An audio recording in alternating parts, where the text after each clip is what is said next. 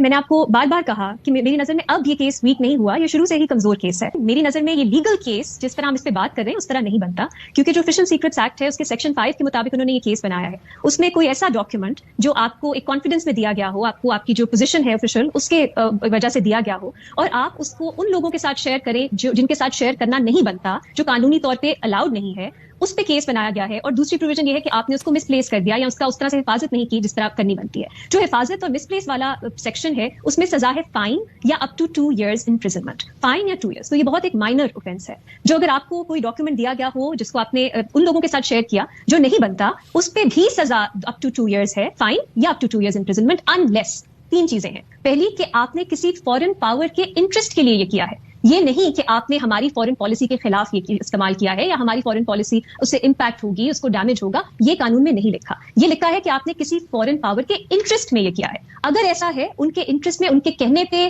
ان کے بحث پہ، پھر آپ کو لمبی سزا جو ہے عمر قید یا سزائے موت پھر وہ اٹریکٹ ہوتی ہے. یا جو آپ نے انفارمیشن شیئر کی ہے وہ ہماری ملٹری انسٹالیشنز سے ریلیٹ کرتی ہے. اس میں تو کچھ ملٹری انسٹالیشنز کے بارے میں نہیں تھا سائفر میں. تیسرا کوئی آپ کا اسی طرح کا ملٹری کا سیکرٹ کوڈ ہو وہ آپ نے شیئر کیا ہو، وہ بھی اس سائفر کیس میں نہیں، ہم ایلیگیشن ہی نہیں ہے یہ. تو میری نظر میں قانون اس پہ بالکل کلیئر ہے. اور ابھی تک جن لوگوں کو بھی آپ نے ٹیسٹیمنی شیئر کی ہے وہ یہ نہیں دکھاتی کہ کسی فورن پاور کو بینیفٹ کرنے کے لیے عمران خان صاحب نے یہ کیا، یا انہوں نے جو شیئر کیا اس میں کوئی ملٹری انسٹالیشنز کی انفارمیشن تھی، یا کوئی سیکرٹ ملٹری کا کوڈ نے شیئر کیا. اگر آپ یہ پروو نہیں کر سکتے تو پھر سزائے موت یا عمر قید یا 14 سال سزا نہیں بنتی.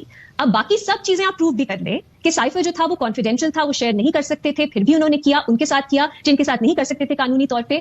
جو فورن پالیسی کی بات آتی ہے نا وہ آفیشیل سیکرٹس ایکٹ میں ہے ہی نہیں. آپ خود قانون پڑھ لیں، مجھے بتا دیجیے. میں نے چارج شیٹ بھی دیکھی ہے، میں نے اسلام آباد ہائی کورٹ نے جو شروع میں بیل ریجیکٹ کر دی تھی وہ بھی پڑھا ہے. کہیں پہ مجھے یہ ایویڈنس نظر نہیں آیا کہ عمران خان صاحب نے ان میں سے 3 چیزیں کی ہیں جو زیادہ سیریس سزا ہے وہ اٹریکٹ کرتی ہے. تو آپ خود سوچ لیجیے، کئی مہینے سے تو وہ جیل میں ہے. اب اگر ان کو فائن یا میکسیمم 2 سال کی سزا ہوتی ہے، توشہ خانہ کیس میں سے زیادہ سزا ہوئی بھی ہے. یہ تو بہت ایک مائنر اوفینس ہے اگر یہ بن بھی جاتا ہے. تو قانونی طور پہ میری نظر میں یہ کمزور کیس تھا اور کمزور کیس ہے. آفیشیل سیکرٹس ایکٹ ہے، اس کا جو بائی اینڈ لارج یہ فورن پاور سے ریلیٹڈ ہے کہ کوئی پاکستان میں جاسوسی کر رہا ہو یا کسی ایک فورن پاور کے لیے کام کر رہا ہو. اکثر جو اس کی پروویژنس ہیں وہ اس سے ریلیٹڈ ہے. یہ جو سیکشن 5 ہے اس میں بھی آپ دیکھیے، اس لیے سزا جو ہے 14 سال عمر قید موت کی ہے اور پھر 2 سال سے کم کی، کیونکہ یہ بہت سی چیزیں کور کرتا ہے.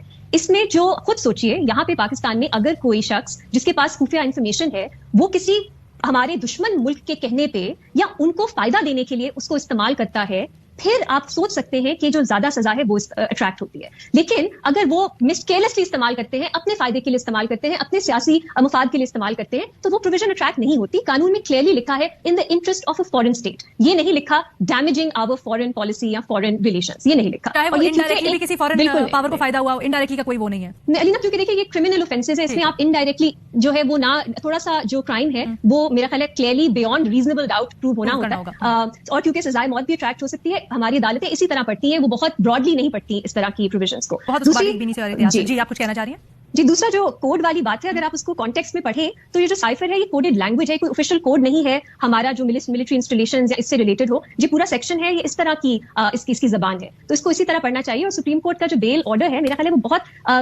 بہت اچھی طرح آئیڈینٹیفائی کرتا ہے کہ ان پروویژنس کو کس طرح پڑھنا چاہیے، اور اس کیس میں شواہد نہیں ہے کہ ایسا ہوا ہے.